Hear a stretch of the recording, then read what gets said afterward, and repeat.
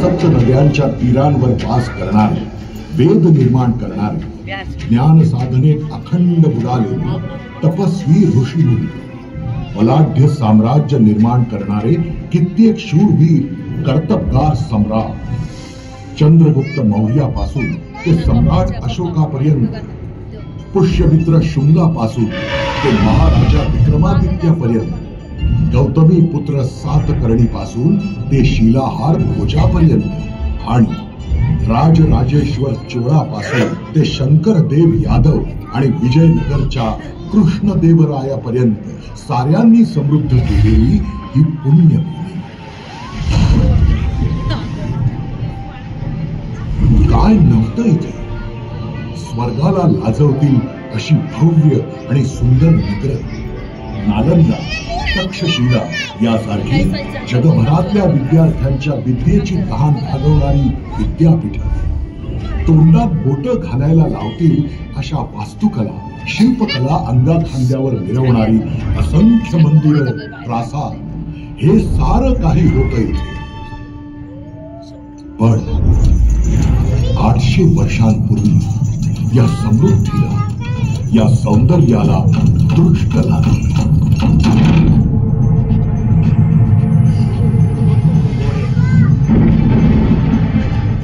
मध्य पूर्वेतल्या वाळवंटातून एका पाठोपाठ येणाऱ्या आक्रमणांची वादळं घोंघावत या भूमीवर तुटून पडली. वखवखलेल्या नजरांनी, वासनांनी हा आसमंत घेरून टाकला.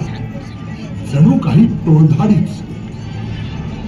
सोमनाथाचं मंदिर फुटलं, अयोध्या लुटली, काशी विश्वेश्वर बुडाला, पार दक्षिणेच्या देवगिरी विजयनगरच्या साम्राज्यापर्यंत सगळं काही या आक्रमकांनी अक्षरशः ओरबाडून नेलं. इथल्या प्रजेनं अशी क्रूरता, असे अत्याचार कधी पाहिलेच नव्हते. कधीही न संपणारी एक रात्र इथे अवतरली. काळ रात्र.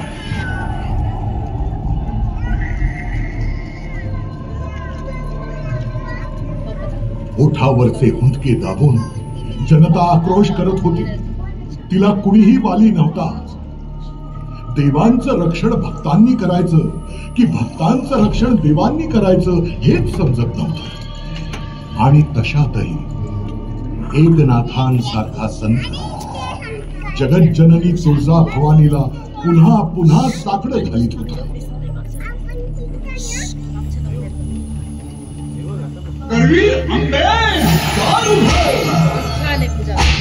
माहूर लक्ष्मी श्रावण तूच मारलेस, कश्यपूची आतडी तूच काढलीस. सागर बांधून या श्री कळशी लंकेची होळी, नवखंड पृथ्वी तुझी चोरी, सप्त पाताळी पावले गेली.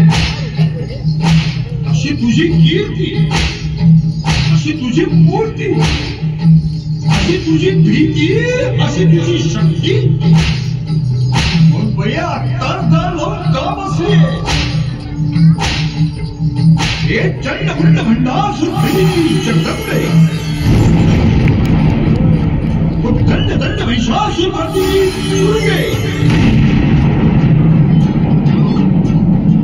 राष्ट्र धर्मरक्षिते दुर्गा भवानी दारुघर, दारुघर बया दारुघर.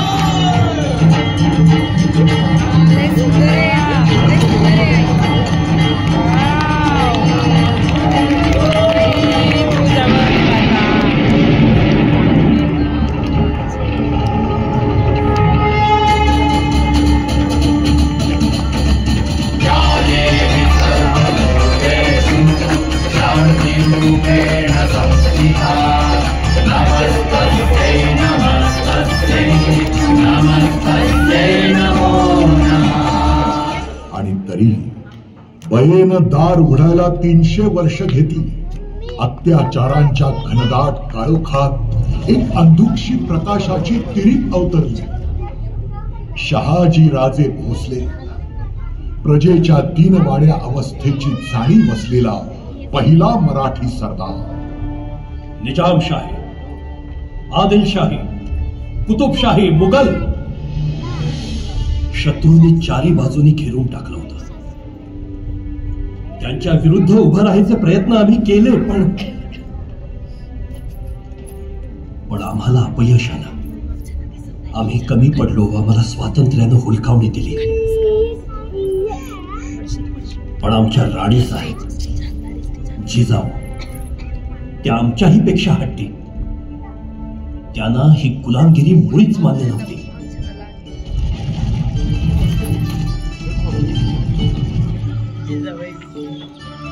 कुठल्या करंट्याची हिंमत आमची जहागीर बेवसाव करण्याची? इथे पहाराही वाहन ठोकून जातो. उखडून काढारे ते अभद्र.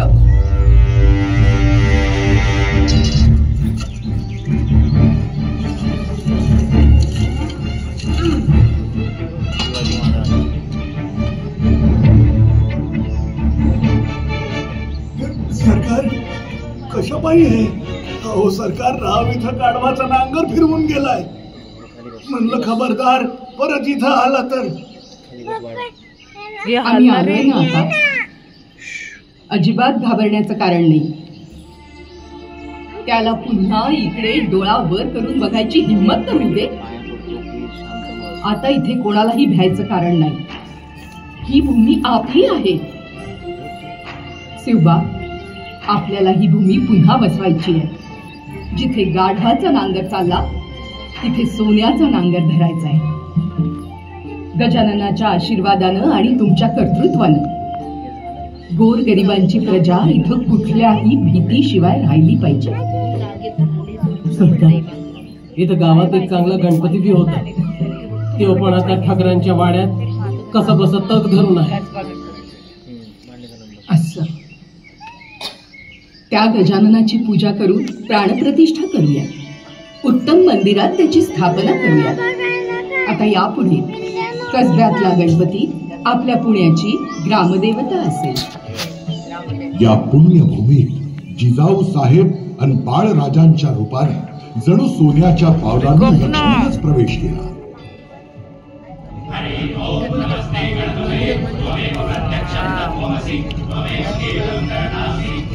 एका फार मोठ्या स्वप्नाचं बीज कसब्यातील ठकारांच्या वाड्यातील भिंतीतल्या गजाननाच्या साक्षीनं इथल्या भूमीत रुजलं. बाळराजे, आमची खात्री आहे गजाननाचे आशीर्वाद आपल्या कायम पाठीशी आहेत. आपण हे कार्य सहज सिद्धीस नेऊ शकाल. आऊसाहेब, आपलाही आशीर्वाद असावा. हे राज्य व्हावे ही तो श्रींची इच्छा.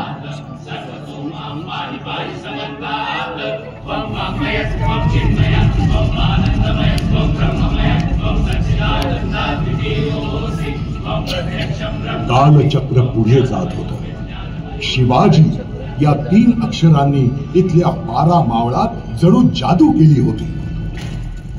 पुढच्या काही वर्षातच केवळ पुण्याभोवतालचं रहाळ नव्हे तर 12 मावळ स्वातंत्र्याचं सुख अनुभवू लागले.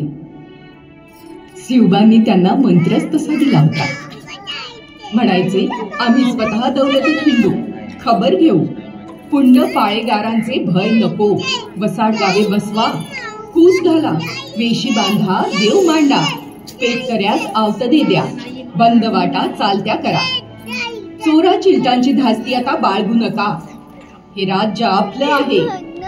जागोजाग चौक्या असतील, पहारे असतील आणि यातूनही कोणावर अन्याय झालाच तर आमची दारे अवघ्यांसाठी सदैव उघडी आहेत. हे बरे जाणून असा.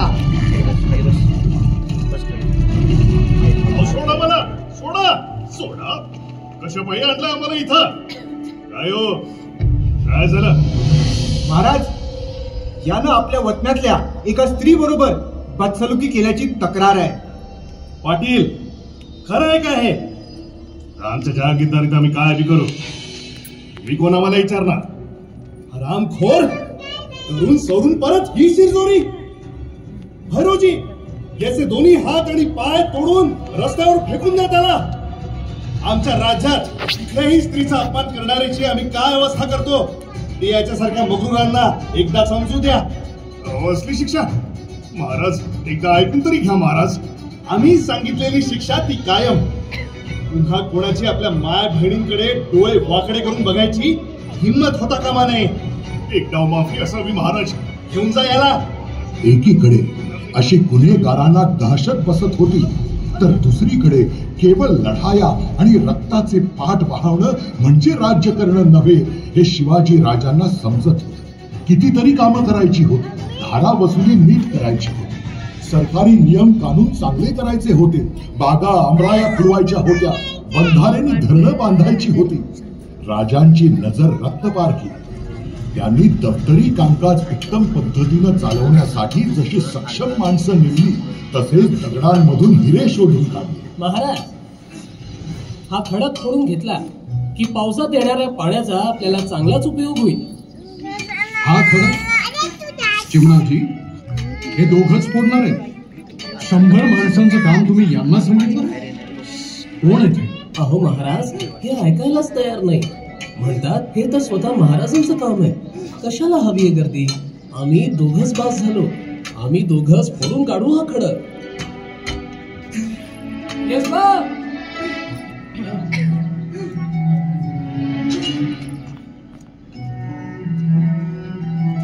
महाराज, हा यशबा. मुजरा महाराज. यसाजी कामटे आपल्या कोंडव्याचा आहे. यसाजी जी. अरे काय करायला निघालास? फक्त तू आणि आमची ही बहीण दोघच? जमेल का तुम्हाला हे? आम्ही येईपर्यंत ही धोंड बाजूला होईल? महाराज, असं बघते काय माझ्याकडे? राजा सौता विचारतायत ना, त्यासनी काय नाही म्हणायचं? वय राजा, आम्ही दोघं बास आहोत. याच्या परीस मोठी धोंड असेल ना तर ती बी फोडून काढू. होय, तुम्ही सांगा फक्त. यसाजी जी. आम्ही नक्की परत येऊ. बघू तरी तुमचा पराक्रम. जी राजा. मुजरा. चिमणाजी, कशावर पोचली ती माणसं? किती साधी पण केवढी हिकमती आणि गुणी माणसं आहेत आपल्या राज्यात. त्यांच्या पाठीवर फक्त हात ठेवायची गरज आहे. कुठल्याही संकटाचे कितीही मोठे डोंगर आले सहज पार करतील ते. खरंय महाराज. हा यसाजी आणि त्याची लक्ष्मी दोघांवर लक्ष ठेवा. त्यांनी जर हे काम केलं तर त्याचं आणि त्याच्या स्त्रीचं योग्य ते कौतुक झालं पाहिजे. नक्की महाराज. आपल्या रयतेला असं लेकरासारखं जपणारा राजा होता हा. त्यांच्या भाजीच्या देठासही विना मोबदला हात लावलेला खपायचा नाही त्याला. पण राज्य चालवणं सोपी गोष्ट नव्हती. ही तारेवरची कसरत शिवाजी राजे कशी करत असतील? महाराज, हे लोक दुष्काळाचं कारण घेऊन आले. तुम्हाला भेटल्याशिवाय जाणार नाही. भेटून जाणार आहे आम्ही. महाराज, अंगा पावसाने लई वड दिली. अन्नी दंसईच्या दामधुमीत कुणबा बी नाही झाला. जनावर ऐकायला लागली. हत्यार बी नाही. या साली साऱ्यात माफी दिली तर बरं होईल बघा. पण महाराज, पंत, त्यांची कैफियत आम्ही ऐकली. त्यांच्या म्हणण्यात अर्थ आहे. अहो, ही आपली रयत. त्यांची काळजी आपण नाही करणार तर मग कोण? साऱ्यात थोडी सवलत द्यावी असे आम्हासही वाटते. जी महाराज. आणि अजून एक करा. गरजू कुणब्यांना रोख मदत करण्यापेक्षा सरकारातून एक बैल जोडी आणि एक नांगर देखील त्यांचं काम सुरू राहील असं बघा. पण महाराज, ते रेन कशी फेडणार? महाराज, हा मसनी जादा काय बी नको. या अवघड वागताला तुम्ही सांभाळून घ्या म्हणजे झालं. पुढची झाली पुरं रिंग फेडू भावानी आयची आण. दादा, एवढी मोठी शपथ घ्यायची गरज नाहीये. आमचा तुमच्यावर पूर्ण विश्वास आहे. पुन्हा नव्या जोमानं काळ्या आईची मशागत करा. आम दुपटीनं कमवा आणि मग सरकारचं ऋण करा.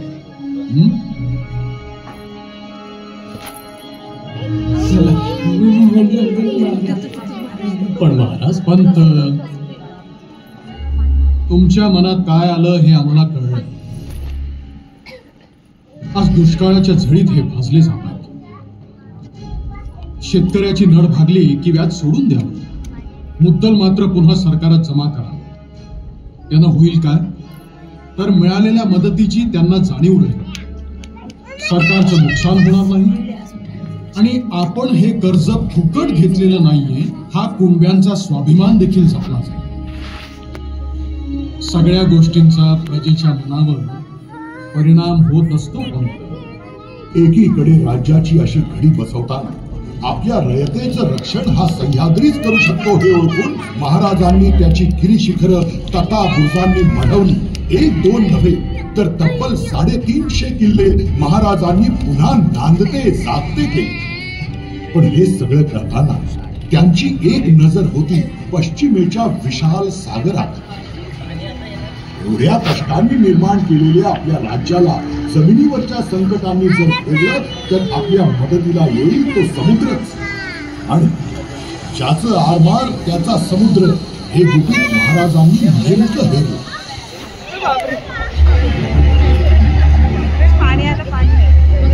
आणि काय चमत्कार, केवळ काही वर्षात अगदी टोपीकरांनाही लाजवेल असं स्वराज्याचं आरमार सिंधू सागरात अभिमानाने विहार करू लागला.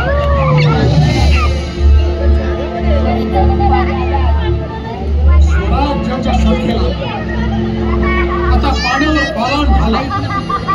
हा समुद्र तुमचा आहे. या तुमच्या समुद्रावर मुठभर तिरंग्यांनी आणि चिमुकल्या पक्षांनी चाचेगिरी करणाऱ्या अरबांनी आपल्या लेकी सुनांना पकडून नेऊन गुलामांच्या बाजारात विकावं. त्यांना त्यांच्या कलबता सकट तोफेच्या तोंडी द्या. आता इथे राज्य तुम्ही कोकणची पोरं म्हणजे दर्यावरती मरत अशी माडाला मडकी लावून गाडीत बसला. या दर्या भवानीची भक्ती करा, कैरी निखंदून काढा. खूप छान पाळतो. या भगव्या झेंड्याच्या तळाला पोहोचला पाहिजे. त्या एकव्या भवानीचं नाव 12 शिडं आणि गौऱ्या लाटेवरती स्वार. एकविरा भवानी की जय.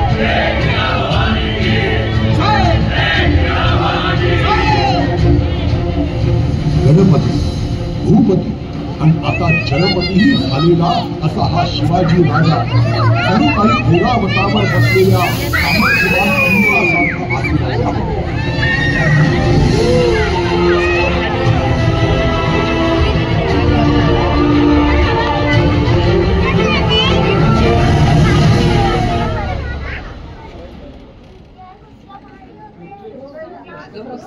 शिवरायांनी मग आपली नजर वळवली ती स्वधर्म रक्षणावर. शेकडो वर्ष चारी बाजूंनी फिरणाऱ्या इथल्या प्रजेवर जुलमानं आपला धर्म लादणाऱ्यांना तर कोणाचाच धाक नव्हता. महाराज हे आपल्या प्रजेवर आपल्या धर्मात याची सक्ती करत होते. धर्माची सक्ती असेल कोणाला यांचा धर्म स्वीकारायचा तर? महाराज हे इथल्या सगळ्या लोकांना जबरदस्तीने गावागावात हाकलून लावत होते. हे परदेशातून येणार आणि इथल्या स्थानिकांवर त्यांच्या धर्माची सक्ती करणार. विचारायला धर्मांतराचा आदेश खरा आहे का? आणि तो जर खरा